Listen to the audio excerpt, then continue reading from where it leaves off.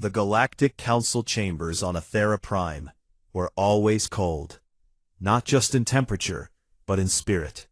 The enormous circular hall, carved from pale stone and lit by floating orbs of blue light, had been designed to make every species feel small. It worked. Even the tallest delegates looked like children standing beneath that vaulted ceiling. But Nate Caldwell had stopped feeling small a long time ago. He stood at the human podium, a plain metal stand compared to the ornate platforms given to the elder races. His gray suit was pressed and clean. His hands rested calmly at his sides. He was 58 years old, with deep lines around his eyes, and silver running through his dark hair. He had served as Earth's ambassador to the Galactic Council for 11 years, and before that, he had spent 2 decades in diplomatic service across human colony worlds. He had shaken hands with tyrants, shared meals with warlords, and talked desperate people away from terrible decisions. He had been insulted, threatened, and ignored more times than he could count. None of it showed on his face. He had learned a long time ago that the galaxy mistook calmness for weakness, and he had decided that was their problem, not his. The session had been going on for 3 hours. The matter was simple, or at least it should have been. A small agricultural world called Tessara, home to a quiet and peaceful species called the Omari, was dying. A fungal blight had wiped out 80% of their food crops in a single growing season. Famine had already begun. Children were starving. Human relief ships, loaded with food, seed stock, and medical supplies, had been ready to deliver aid within days. But the Valith Dominion, whose territory bordered Tessara, had refused to grant passage through their space. They claimed jurisdictional rights over the transit corridor and demanded that any aid shipments be inspected and approved by Valith Customs, a process that would take months and involve fees the Omari could never pay. Nate had brought the matter to the council floor, expecting at least some pushback against the Valith.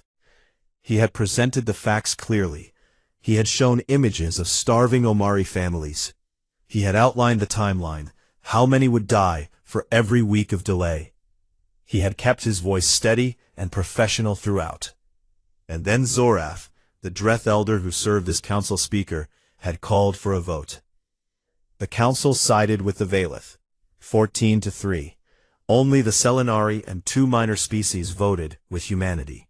The rest cited established jurisdictional tradition and respect for sovereign territorial processes. Fancy words that meant the same thing they always meant. We don't care enough to help, and we don't want to upset anyone powerful. Nate watched the vote tally appear on the display above the chamber. He didn't flinch. He didn't sigh. He simply looked at the numbers for a long moment, then picked up his datapad. Zorath leaned forward in his elevated seat at the center of the chamber.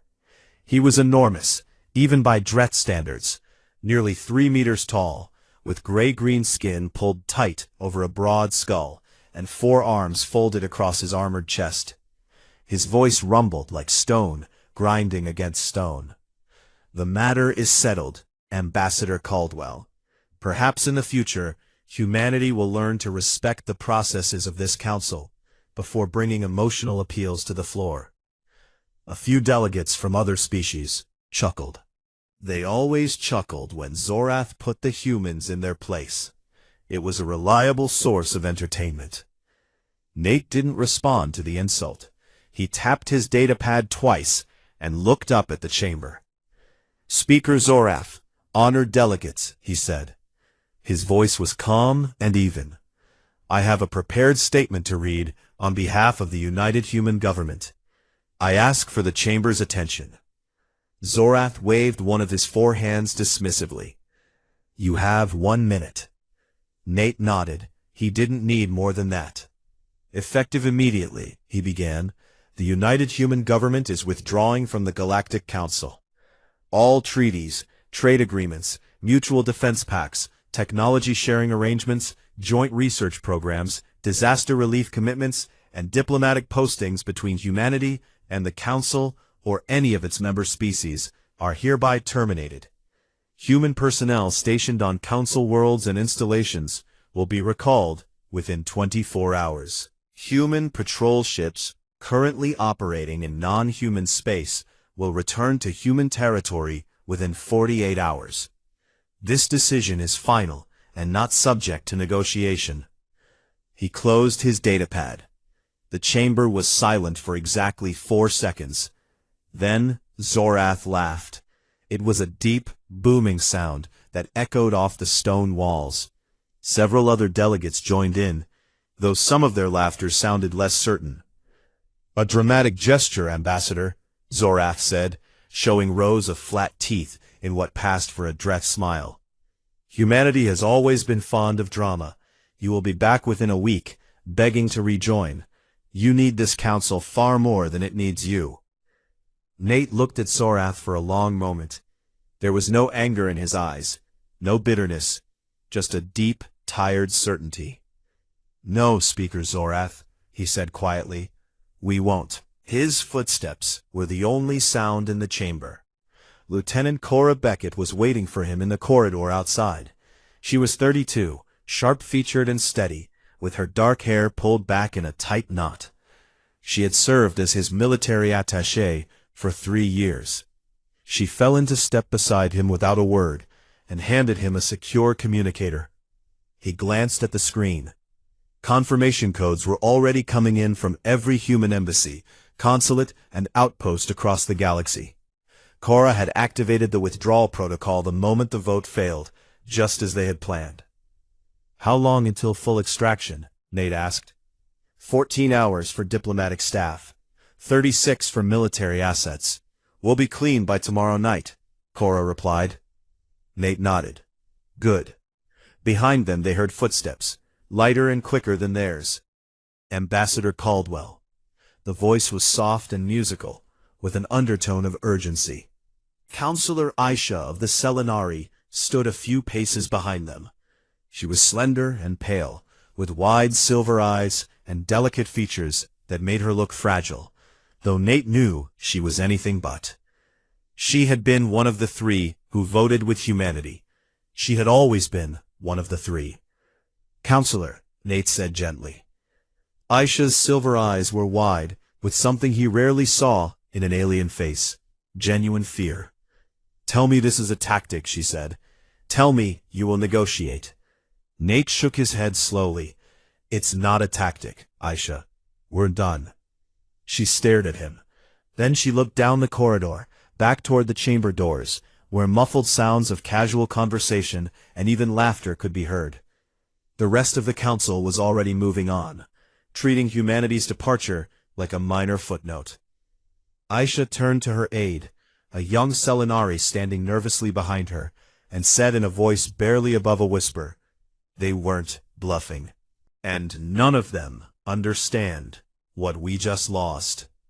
3 months passed, and the galaxy told itself that everything was fine. The elder races held their council sessions as usual. The Dreth congratulated themselves on finally being free of the noisy, emotional primates who had cluttered up the chamber with their complaints about fairness and justice. The Valif celebrated the fact that no one was challenging their territorial claims anymore. Even the smaller species, the ones who had quietly benefited from human generosity for decades, shrugged and said that they would manage. Everyone had always managed before the humans came along. They would manage again. Except they didn't. The first sign of trouble came from the Fenori Mining Guild. The Fenori were a squat, thick-skinned species who controlled most of the galaxy's rare mineral trade. They dealt with dozens of species every day, buying and selling across language barriers that would have been impossible to cross without translation software. And that software, the universal translation system that every species used without thinking about it, had been built by humans. It had been designed, coded, updated, and maintained by human engineers for over 40 years, offered freely as a public service. Nobody had ever paid for it. Nobody had ever been asked to. It was just there, like air. And like air, Nobody thought about it until it was gone. 3 months after humanity's withdrawal, the software stopped updating. It didn't crash all at once. It just slowly became less accurate. New slang wasn't added. Dialect shifts weren't accounted for. Edge cases that human programmers used to fix within days now piled up into errors that made negotiations confusing, then difficult, then impossible. A Finori trade deal with the Karathi Collective fell apart because the translation software rendered the word for partnership as something closer to surrender. Accusations flew. Trade Minister Grawl, a heavy-set Fenari with deep-set eyes and a permanent frown, spent an entire week trying to find someone, anyone, who could fix the translation system. He contacted the Dreth, the Valith, the Selinari. None of them had the expertise. The software was too complex, too deeply integrated into galactic communications. It had been a human creation from the ground up, and without humans, no one knew how to maintain it. Grawl submitted an urgent report to the Council. "We are 3 months into the human withdrawal," he wrote, "and we have already lost the ability to reliably communicate with one another." Zorath dismissed the report. "Find your own translators," he said. "The galaxy existed before the humans. It will exist after them." But the translation problem was only the beginning. Along the outer rim trade lanes, piracy had been a constant threat for centuries, until humans started patrolling those routes. Human naval vessels, fast and well-armed, had kept the major shipping corridors safe for the past 30 years. They did it without being asked, without compensation, and without recognition. Merchants from every species had grown used to traveling those lanes without fear, and most of them had forgotten why the lanes were safe in the first place. They assumed it was just the natural state of things. Within 6 weeks of humanity's withdrawal, pirate raids tripled. Within 10 weeks, they had increased by a factor of 5. Cargo ships were being hit daily. Entire convoys vanished. Insurance costs skyrocketed. Smaller trading companies went bankrupt. The Outer Rim, once a busy highway of galactic commerce, became a graveyard of burning hulls and desperate distress calls that no one answered. Captain Danny Herrera had once been one of the human freighter captains who ran supply routes through alien space. He was 41, broad-shouldered and easygoing, with a deep laugh and a reputation for helping anyone who needed it. He had pulled stranded alien ships out of debris fields, delivered emergency supplies to colonies that weren't even human, and once spent 3 days repairing a Finori mining station's life support system with his own tools and spare parts. He never asked for thanks. He rarely got any.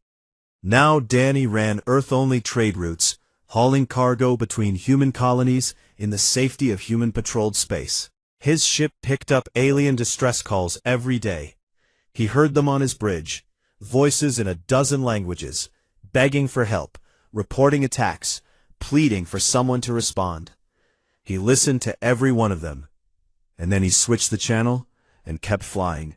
His first mate, a young woman named Katie Marsh, asked him once if it bothered him.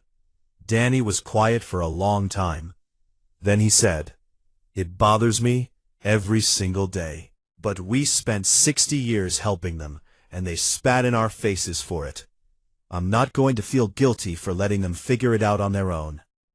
Katie didn't ask again.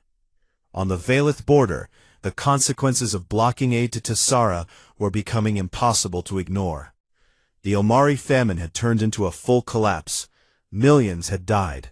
The survivors had fled in every direction, and hundreds of thousands of refugees were now pressing against Valith space in makeshift ships and overloaded transports. The Valith, who had refused to let food through their territory, now found themselves drowning in desperate people trying to get in. Their border patrols were overwhelmed. Their detention facilities were overflowing. The crisis they had created through arrogance was now consuming them. Keth Vorin was a young Valith officer stationed at a border checkpoint. He was 26, which was young for a Valith, and he had joined the military because his family expected it, not because he believed in the Dominion's ideology of racial superiority. Every day he watched Omari refugees arrive, families with hollow eyes and thin limbs, children who had stopped crying because they didn't have the energy. He processed them, cataloged them, and sent them to holding camps that were already full. He did his job. But at night, alone in his quarters, he read the old records and discovered something that made his stomach turn. The humans had tried to save these people. They had loaded ships with food and medicine and been ready to deliver it within days. And his government had stopped them. His government had chosen pride over millions of lives, and the council had backed them up. Keth began keeping a private journal. He wrote down everything he saw, every death, every empty-eyed child, every transport that arrived too late. He didn't know what he would do with it yet, but he knew someone needed to remember. Back on the council floor, Zorath maintained his composure. He told the delegates that the difficulties were temporary. He called them adjustment pains. He promised that the galaxy would soon stabilize and that humanity's absence would prove to be meaningless. Most of the elder race delegates nodded along, because nodding along was easier than admitting they had made a terrible mistake. But Counselor Aisha was not nodding. She had spent the past 3 months compiling a document, a detailed record of every service, system, and contribution that humanity had provided to the galactic community. She started with the obvious things: military patrols, disaster relief, diplomatic mediation. But the deeper she dug, the more she found. Humans had been maintaining communication satellites that other species relied on. Humans had been staffing medical research stations on the edge of wild space. Humans had been running orphanages on war-torn worlds, teaching agriculture on barren colonies, providing engineering support to species that couldn't build their own infrastructure. The list went on and on and on, page after page after page. Thousands of programs, billions of work hours, trillions in resources, all given freely, all taken for granted. Isha finished the dossier on a quiet evening in her private office. She set down her datapad and stared at the final number. Her best estimate of the total economic value of humanity's unpaid contributions to the galaxy over the past 60 years. The number was so large it seemed unreal. She checked it 3 times. It was correct. She sent a copy to Zorath. He didn't respond. 2 days later, a Fenori trade station on the Outer Rim went dark. Pirates had hit it in a coordinated attack, disabled its defenses, stripped it of cargo and fuel, and left it drifting without power. 47 Fenori crew members were dead. It was the first major station lost to piracy in over 40 years. No one came to help. There was no one left to come. The silence that humanity left behind was not quiet. It was deafening. 6 months after humanity walked away, the Galactic Council held an emergency session. It was the first emergency session in 19 years. The last one had been called when a rogue asteroid threatened a populated world, and humans had been the ones to destroy it. The chamber on Athera Prime felt different now. The floating blue orbs still glowed, and the stone walls still loomed overhead, but the air was heavier. The delegates who filed in did not carry themselves with the same easy arrogance they once had. Some of them looked tired. A few looked afraid. The human podium stood empty in its corner, plain and unremarkable, and no one looked at it directly, as if doing so would make the absence too real. Zorath opened the session.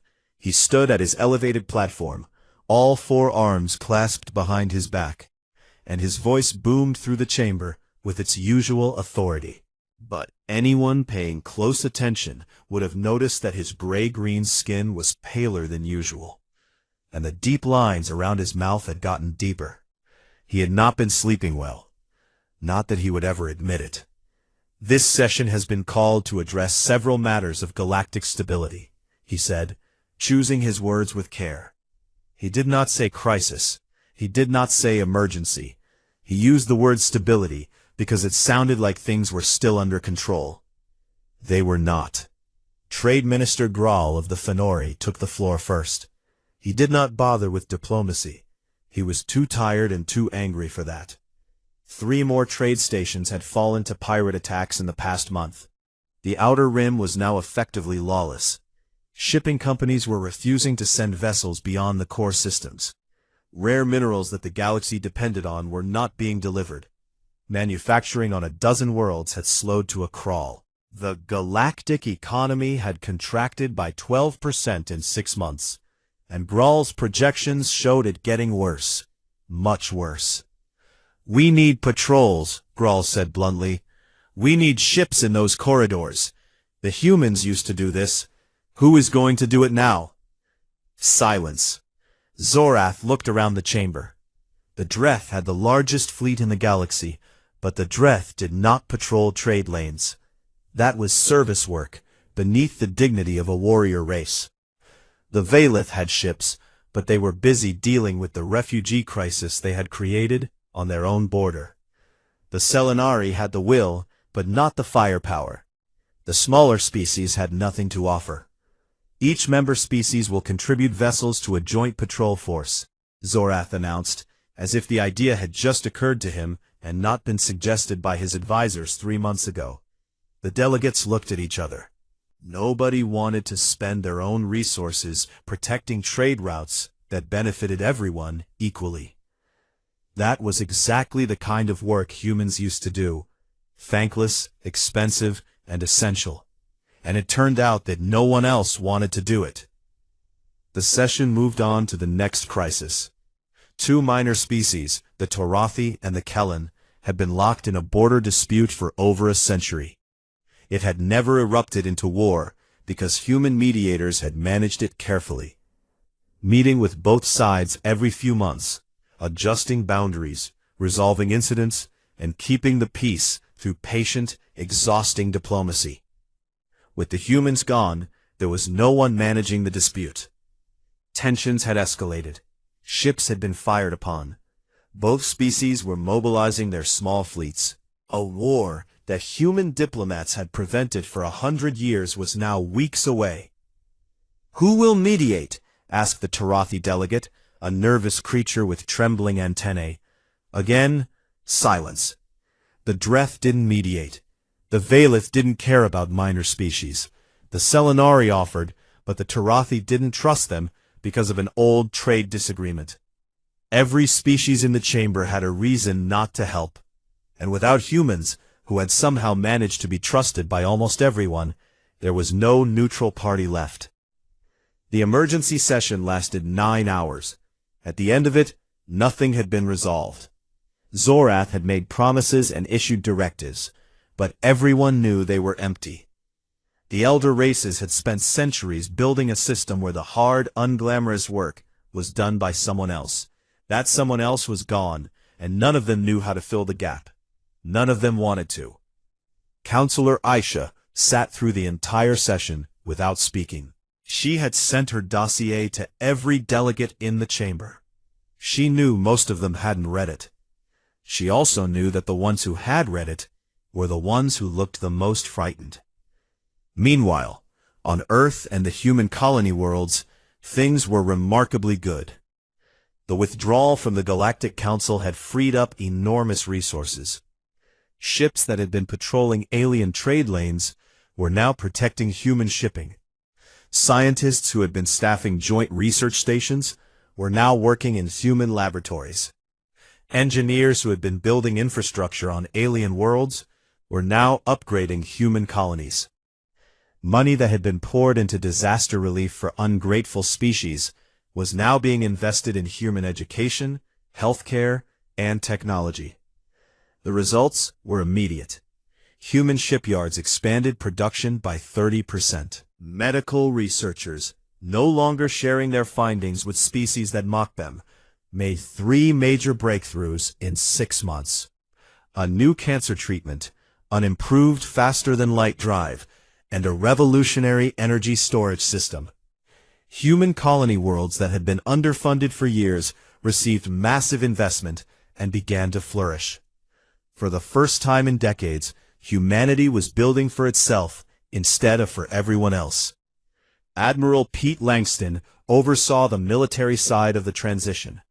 He was 61, tall and lean, with a shaved head and steady gray eyes that never seemed to blink. He had spent his career watching human ships protect aliens who didn't appreciate it, and he had obeyed every order without complaint. But when the withdrawal came, he moved with a speed and precision that surprised even his own staff. Within weeks, he had repositioned every human military asset into a defensive sphere around human territory. The perimeter was tight, efficient, and virtually impenetrable. No pirate fleet, no alien armada, no coalition of angry species could breach it. Humanity was safe, and for the first time in 60 years, its military was focused entirely on keeping it that way.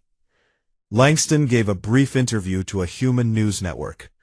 When asked if he was worried about alien retaliation, he almost smiled. "They can't organize a patrol of their own trade lanes," he said. "They're not going to organize an invasion." On a quiet street in a small town in Colorado, Nate Caldwell lived a simple life. He had retired from diplomatic service the day he walked out of the council chamber. He bought a modest house with a view of the mountains, planted a garden, and spent his mornings reading and his afternoons on his porch. He followed the Galactic news feeds out of habit, watching the slow unraveling of the system he had spent his career trying to work within.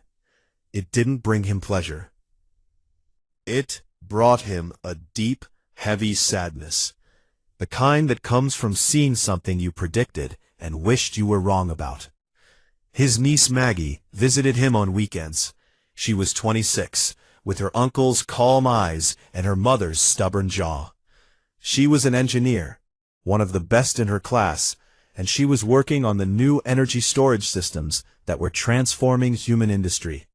She was brilliant, confident, and completely uninterested in the Galactic Council or anything to do with alien politics. To her generation, the galaxy's problems were the galaxy's problems. One evening, sitting on the porch with cups of coffee going cold between them, Maggie asked Nate if he felt guilty about walking away. Nate looked out at the mountains for a long time.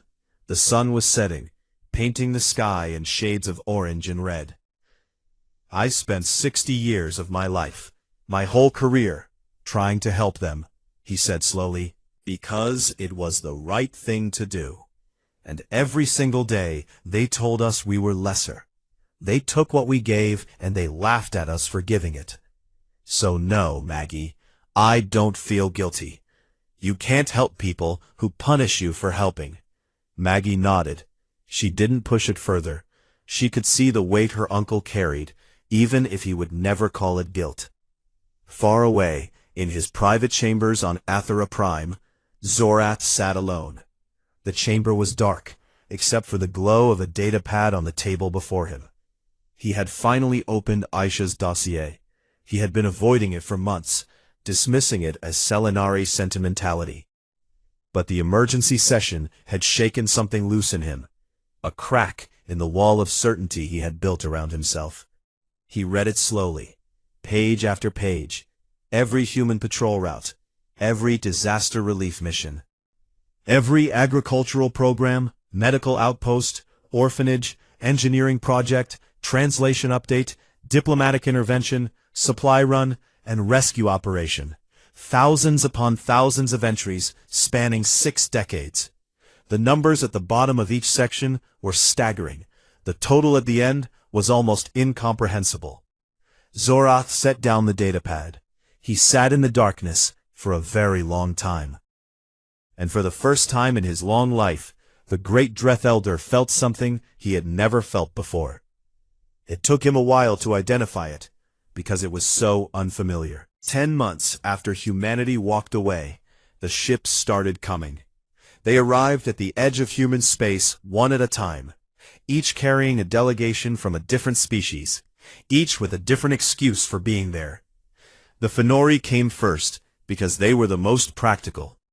They didn't bother pretending they were fine. Trade Minister Grawl himself led the delegation. Sitting across from human officials in a clean white meeting room on the border station Armstrong, and laying out his offer with blunt honesty. The Finori would grant humans exclusive mining rights in 3 systems, reduce tariffs on human goods by 40%, and publicly acknowledge humanity's contributions to galactic trade. In exchange, they wanted human ships back on the outer rim trade lanes and human engineers to fix the translation software. Earth's new head of diplomacy listened to the offer with polite attention. She was 44 years old, with sharp dark eyes, black hair cut just above her shoulders, and a stillness about her that made people uncomfortable without knowing why. She had spent 15 years in the diplomatic corps and another 5 in intelligence work before being appointed to her current position. She was not Nate Caldwell. She did not carry his warmth or his sadness. What she carried was clarity, a perfectly clear understanding of what humanity was worth, and an absolute refusal to accept anything less. She thanked Grawl for the offer. Then she declined it. Grawl stared at her. "You haven't even made a counter-proposal," he said. "Because the framework is wrong," Laura replied calmly. "You're offering us payment for services. That means you still see us as hired help. We're not interested in being hired. We're interested in being equal partners, or we're interested in nothing at all." Grawl left the station, looking shaken. He was not used to being refused by anyone, let alone so quietly. The minor species came next, the Omari survivors, the Tarathi, the Kelun, and a dozen others who had depended on human aid and protection. They didn't have much to offer. Most of them came simply to plead. Their delegates stood in the same white meeting room and spoke with raw desperation about collapsing economies, spreading disease, and wars they couldn't stop. Some of them cried. Laura listened to every one of them with respect, and she felt genuine pain for what they were going through. But she gave them all the same answer. "Humanity is willing to help," she told them, "but not under the old terms. We will not return to a system where we do the work and the council takes the credit. If you want our help, you'll need to build something new with us, something fair." The minor species didn't fully understand what she meant, but they left with more hope than they had arrived with. At least the humans hadn't shut the door completely. Then the Valith came, and that was a different matter entirely. The Valith delegation arrived in a warship, because the Valith did everything with a warship. Their envoy was a tall, rigid officer named Ambassador Dren. He had a narrow face, cold, blue-white skin, and the stiff bearing of someone who had been trained since birth to believe his species was superior to all others. He did not use the word please in his opening remarks. He did not acknowledge any fault on the part of the Valith Dominion. Instead, he framed the meeting as a strategic realignment discussion, and proposed that humans resume their galactic duties in exchange for a formal recognition of service from the Valith. Essentially, a certificate saying that the Valith appreciated humanity's contributions. A certificate. A certificate. Laura looked at the certificate proposal on her datapad for a long moment. Then she looked up at Dren. "Ambassador," she said, "your government blocked food shipments to a starving world. Millions of Omari died. Your borders are now overwhelmed with refugees from the crisis you created. Your economy is contracting. Your military is stretched thin. And you've come here to offer us a piece of paper." Dren's jaw tightened. The Valith were not accustomed to being spoken to so directly. "The Dominion does not beg," he said stiffly. "No one is asking you to beg," Laura replied. "I'm asking you to be honest. Can you do that?" There was a long silence. Dren looked down at the table. When he spoke again, his voice was lower, and the practiced arrogance had drained out of it. "We are in serious trouble," he said quietly. "The refugee situation is beyond our capacity. Our border forces are exhausted. Disease is spreading in the camps. We don't have the medical infrastructure to handle it. The Dominion—" He paused, as if the next words physically hurt. "The Dominion needs help." Laura nodded. Thank you for being honest, she said. That's a start. But a start isn't enough. Go back to your government. Tell them what equal partnership means. Then come back when you're ready to discuss it seriously. Dren left. He did not look like the same person who had arrived. While the alien delegations came and went, one visitor arrived at human space, not as an official delegate, but as an individual. Counselor Aisha of the Selenari had resigned her position on the Galactic Council.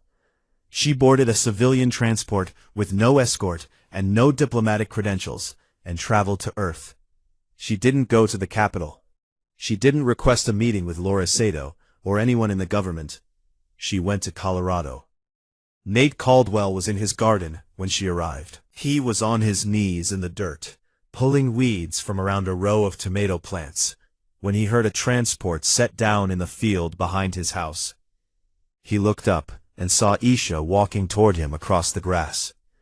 She was wearing simple clothes instead of her usual council robes, and she looked smaller without them. Older, tired. He stood up, brushed the dirt from his hands, and said, "You came a long way for a visit." "I came a long way for an honest conversation," she said. They sat on his porch. He made tea, real tea, from leaves he grew himself. The mountains stood quiet and enormous in the distance. For a while, neither of them spoke. They had known each other for over a decade, and had always respected each other, even across the vast gulf between their species. There was a trust between them that didn't need many words. "The council is dying, Nate," Isha said at last. "Not quickly, but it's dying. Everything is falling apart, and no one knows how to stop it, because no one knows how to do the things your people did. They didn't even know those things were being done." "I know," Nate said. "I read every page of my own dossier," she continued. "And even I was surprised. I thought I understood what humanity contributed. I didn't. Not even close. No one did." Nate sipped his tea. "That was partly our fault," he said. "We did it all so quietly. We never demanded recognition. We never said, 'Look at what we're doing for you.' We just did it because it needed doing. And when you do things quietly for long enough, people stop seeing it." Isha set down her cup. "What would it take to bring humanity back?" Nate looked at her for a long time. His eyes were kind but firm. "We're not coming back, Isha," he said. "Not to the old council. That's over. Then what? If you want us in your future, you'll have to build something new. Something where we're equals from day one. Not guests, not workers, not the species that does the jobs nobody else wants. Equals, full partners with full say and full respect." Aisha nodded slowly. She had expected this answer, but hearing it still hit her hard. "The elder races will never agree to that," she said. "Then the elder races will have to learn," Nate replied simply. Back on Ethera Prime, Zorath made his last desperate move. He had spent weeks trying to rally the elder races into a military coalition, a united fleet that would, in his words, remind humanity of the Council's authority, and pressure them into returning to the table. He framed it as a show of strength, not an act of war, but everyone understood what he really meant. He wanted to scare the humans into coming back. The coalition talks lasted 2 days. On the first day, the Dreth and the Valeth argued about who would command the joint fleet. The Dreth insisted on Dreth leadership. The Valeth refused to serve under anyone. On the second day, the Fenori pulled out entirely, saying they couldn't afford to divert ships from protecting their own crumbling train routes. By the end of the second day, the coalition was dead. No fleet was assembled. No message was sent to humanity. The elder races couldn't even cooperate long enough to threaten someone together. Zorath sat alone in the empty council chamber that night. The floating orbs had dimmed to a faint glow. The podiums stood in their circle like gravestones. The human podium, plain and metal, still sat in its corner. No one had removed it. No one had wanted to. For the first time, Zorath understood something he had refused to see for his entire career. Power without service was just noise. Authority, without the willingness to do the hard, thankless work of holding things together, was nothing more than a title on an empty chair. The humans had understood this.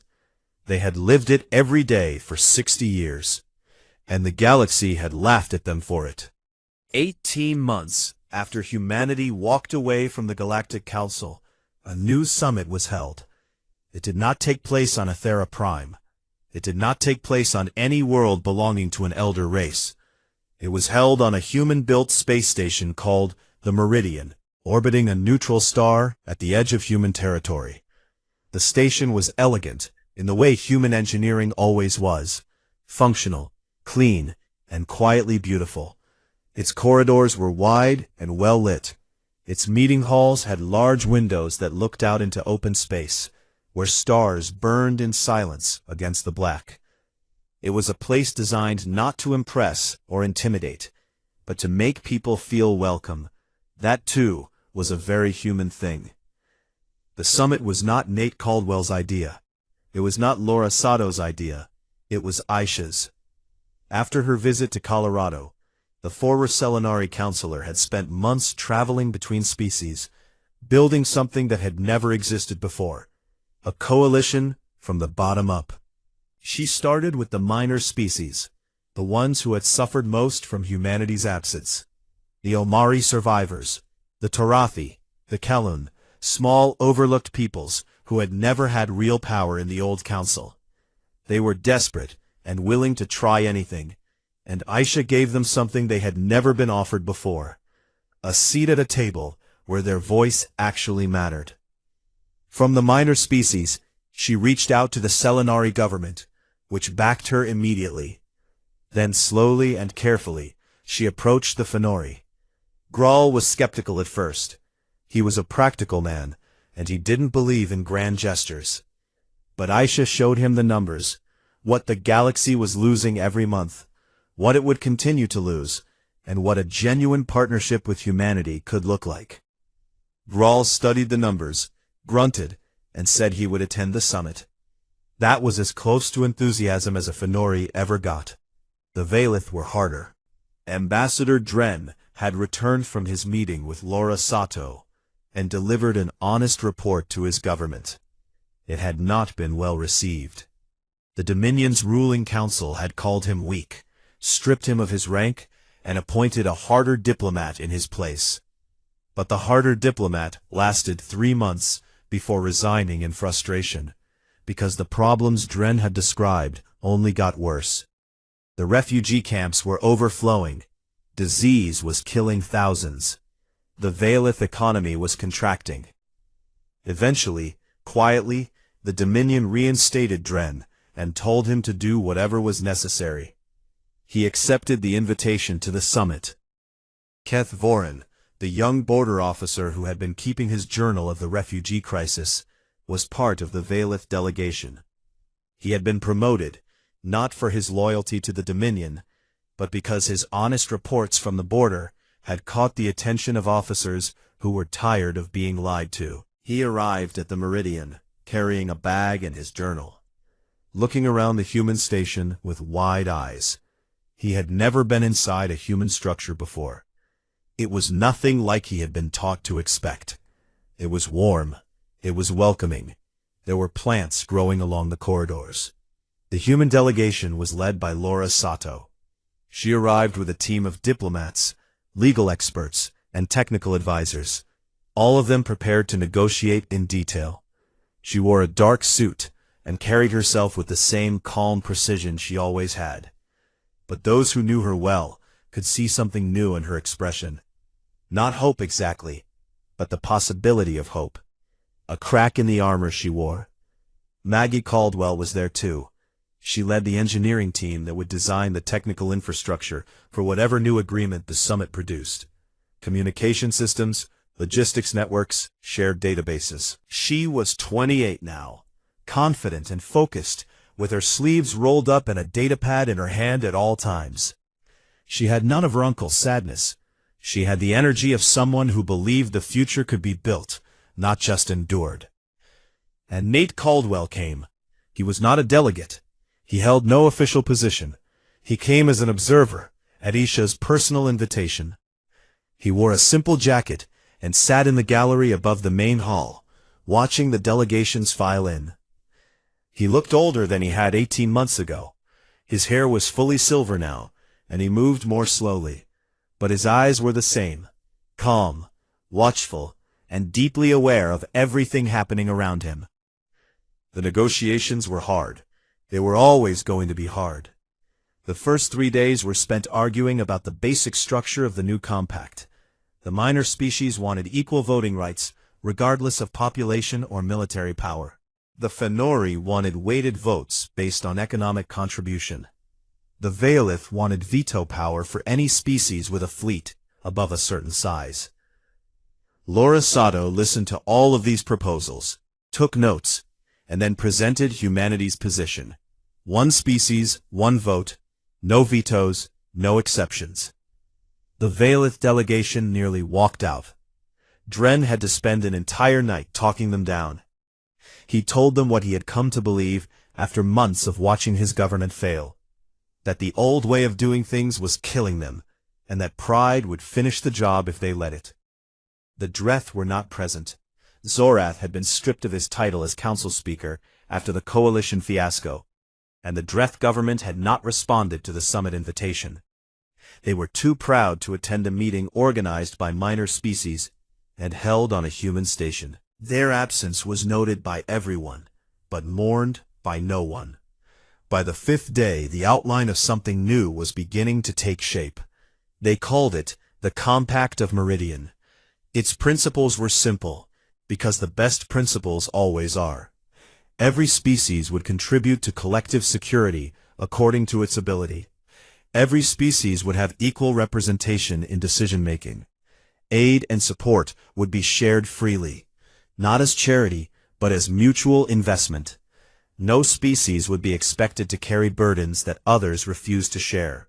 The work of holding the galaxy together would be everyone's work, not just humanity's. Aisha presented the final draft to the assembled delegations on the 7th day. Her voice was steady, but those who knew her could hear the emotion underneath. She had spent 18 months building this moment, traveling to dozens of worlds, talking to hundreds of officials, arguing, persuading, and refusing to give up. She had done it, not because she was human, but because she had learned from humans. She had watched Nate Caldwell give everything he had to a galaxy that didn't deserve it, and she had decided that the galaxy needed to become worthy of what it had been given. The signing ceremony took place in the main hall of the Meridian, beneath the wide windows that looked out into space. Ships from dozens of species hung in the darkness outside. Fenori transports, Selenari cruisers, Tarathi scout ships, Kellen freighters, Omari civilian vessels, even a handful of Veilith warships. They had come from across the galaxy, and together they formed a fleet that was messy, uncoordinated, and beautiful. Each delegation signed the compact in turn. The minor species went first, because for the first time in galactic history, they were being put first. The Fenori signed with characteristic efficiency. The Veilith signed last, and Dren's hand shook slightly as he pressed his mark to the document. He looked up and met Laura Sato's eyes. She gave him a small nod. It wasn't forgiveness. It was acknowledgement. It was enough. After the ceremony, the hall filled with conversation and cautious celebration. Species that had never spoken to each other were talking. Maggie Caldwell was already in a corner with a group of Fenori and Selenari engineers, sketching out plans for the new shared communication network on her datapad, talking fast and drawing diagrams in the air with her hands. Katie Marsh, Danny Herrera's former first mate, had joined the diplomatic support team and was helping minor species delegates navigate the station. Even Keth Voren was there, standing by a window, looking out at the gathered ships and writing in his journal. Nate Caldwell stood at a viewport on the observation deck, away from the crowd. He was too old and too honest to make promises about the future. It will if they remember what it cost to get here, he said. Isha looked out at the gathered fleet. Dozens of species, hundreds of ships, all of them present by choice for the first time in galactic history. She thought about the empty Omari fields, the burning trade stations, the dead children in the refugee camps, and the long, terrible silence that had taught the galaxy what it should have known all along. "We remember," she said quietly. The Compact's first joint mission launched 2 weeks later. A combined fleet carrying food, medicine, and engineering teams to a struggling colony world on the Outer Rim. Human ships flew alongside Fenori transports and Selinari cruisers.